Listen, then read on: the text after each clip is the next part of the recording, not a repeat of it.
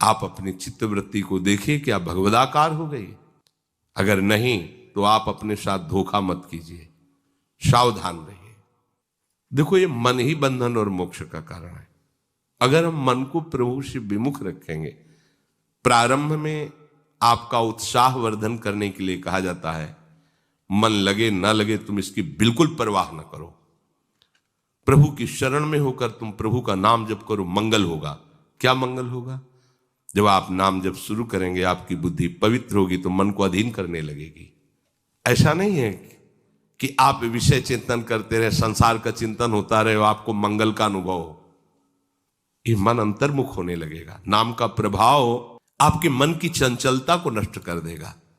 प्रारंभिक जो आपको उपदेश किया जाता है कि आप मन की तरफ मत देखिए, नाम की तरफ देखिए, ये नाम सब संभाल लेगा।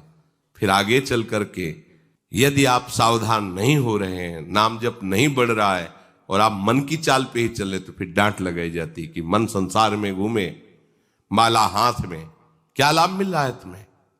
जहां तुम्हारा मन होता वहीं तुम्हारी उपस्थिति मानी जाती है।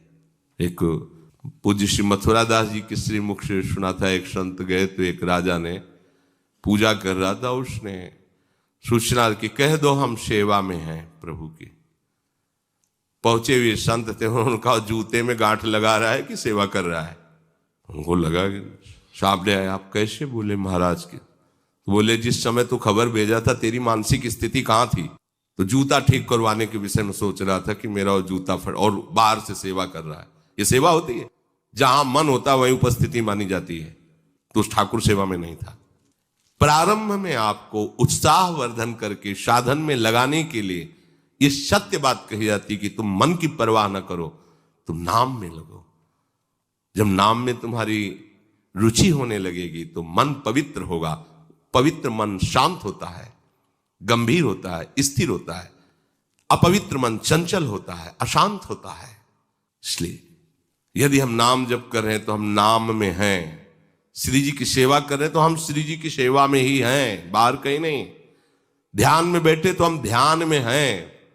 पर देखो हालत क्या होती है, अधिकतर ये मन प्रपंच की उधेड़ बुन कर रहा होता है, हम बाहरी चेष्टाएं कर रहे होते हैं।